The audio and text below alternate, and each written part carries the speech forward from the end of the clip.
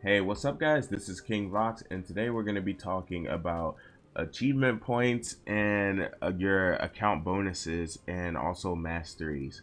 All right, so this is something that I've kind of been slacking in, and it's kind of hard to tell that I've been playing the game since it came out just because I don't have this stuff. But like, I was always the type of player that didn't really care about this stuff, and that's hence why my fractal level is so low. My personal fractal level is only 60 because back when 40 fractal 40 was the best gold farm in a game, that's all I used to do. I used to just pound spam that, and people would be like, yo, let's go higher, and I would always be like, what for? Like, you get so much, you get all the crates here, it's done, like it's just perfect, right? So these are things or whatever that I think I'm gonna start doing, and my wife does this a lot. She's almost past me and points because she actively pursues achievements and stuff like that. So she pretty much doesn't like to leave a zone without getting all the achievements possible for her to get. And that's like a good mentality because you get these account bonuses which are like permanent buffs to your account. Gold find, karma gain, XP gain, magic find. My magic find is 141%.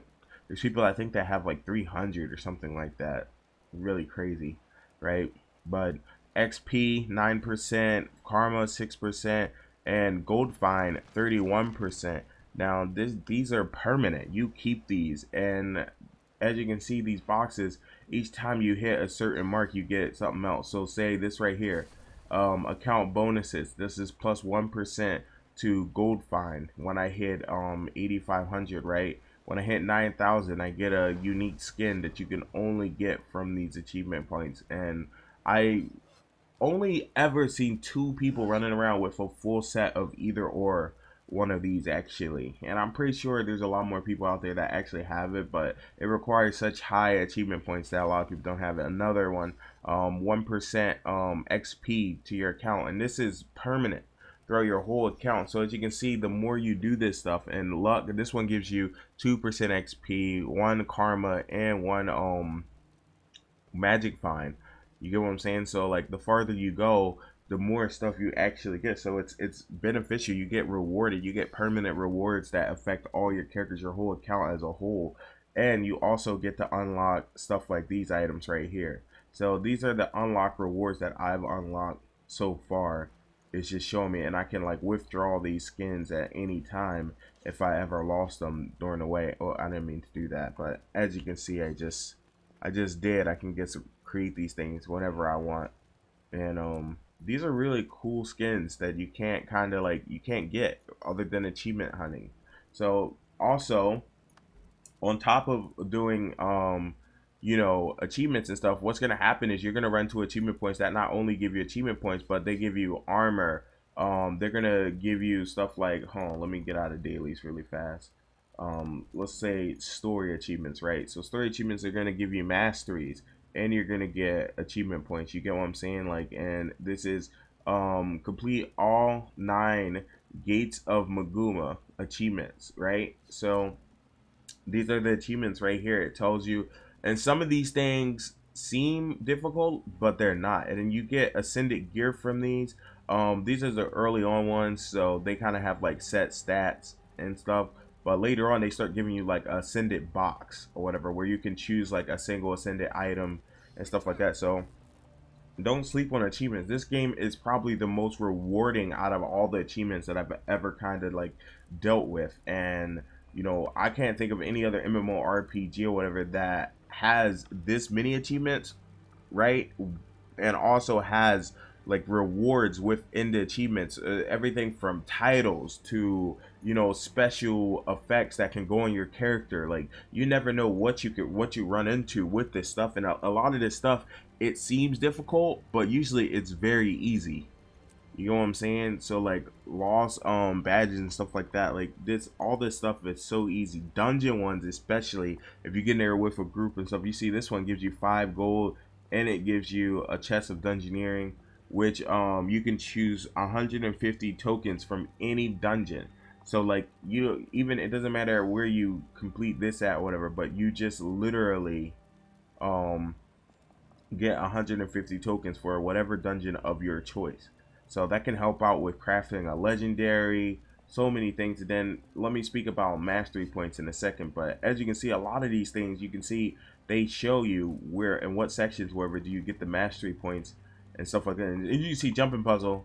I don't really do jumping puzzles like that. I want to start. I'm actually gonna start trying to do something crazy like complete all these achievements, which is absolutely bonkers. I want to actually get this one, the Explorer, um, which I think is dope. But let's actually go here. So here we have mastery points for. We're gonna start for General Tyria, right?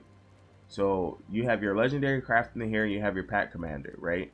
And a lot of people wonder how do you get mastery ranks and stuff like that. Just like I showed you, just doing achievements to get these things. So you go to let me see here, and then you see where they have the little mastery point thing next to it. Say general, this one is red, so that's Tyria, central Tyria, right?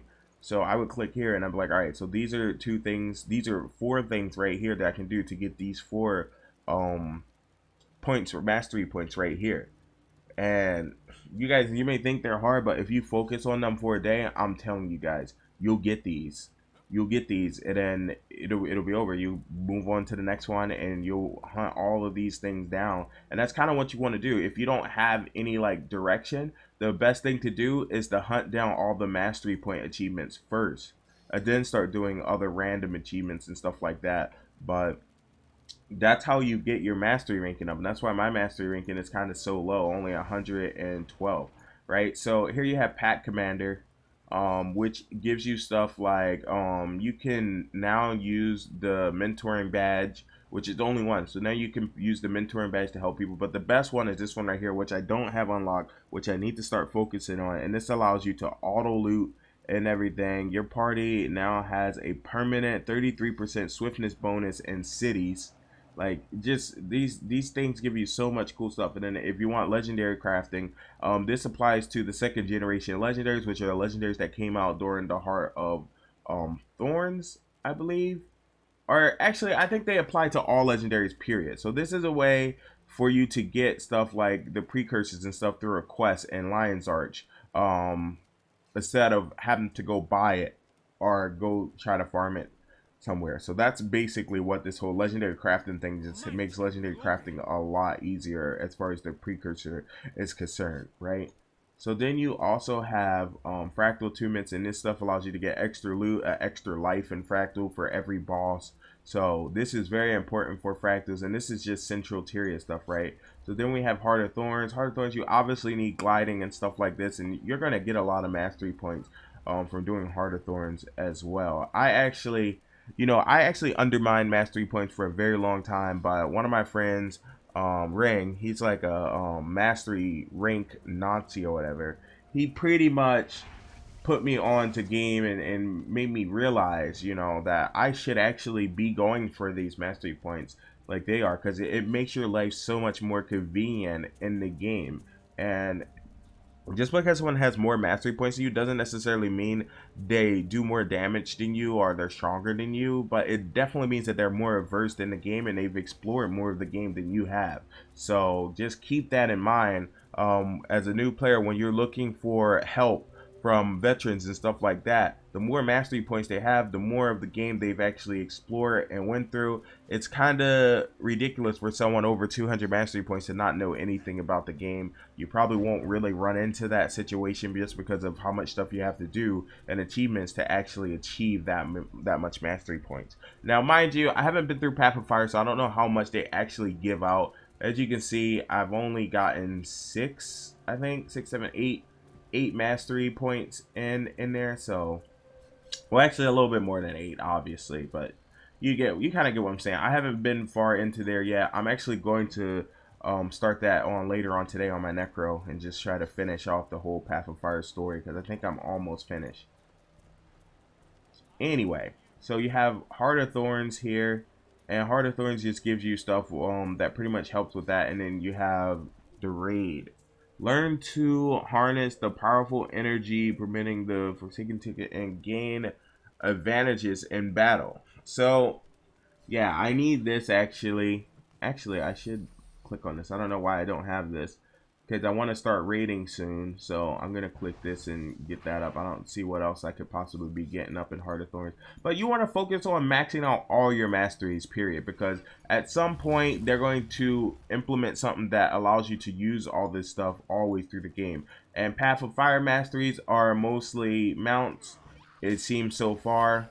But and also you have this Crystal Champion, which is some type of, I don't know what this is, to be honest. Mastery of your bond, which so that she can let you share your health with your mount.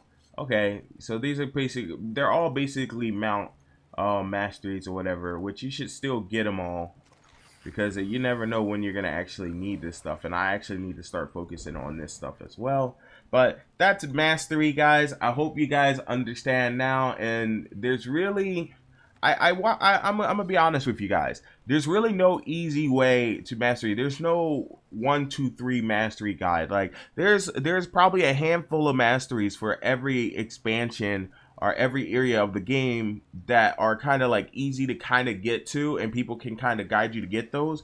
But after you get all those easy ones, you're pretty much on your own, and you pretty much just have to focus on getting them through achievements. You know what I'm saying? And story also. Story is a big thing, especially living world. If you have a living world that you don't have access to, that's another reason to actually buy living worlds that you haven't done, like Living World Season 2 or Living World Season 3 or something like that, if it's not available to you. That way you can get all the easy mastery points throughout those living worlds as well. And that's another benefit to doing living worlds when they first come out and stuff like that before they go away. And also a little tidbit for you guys is the expansions.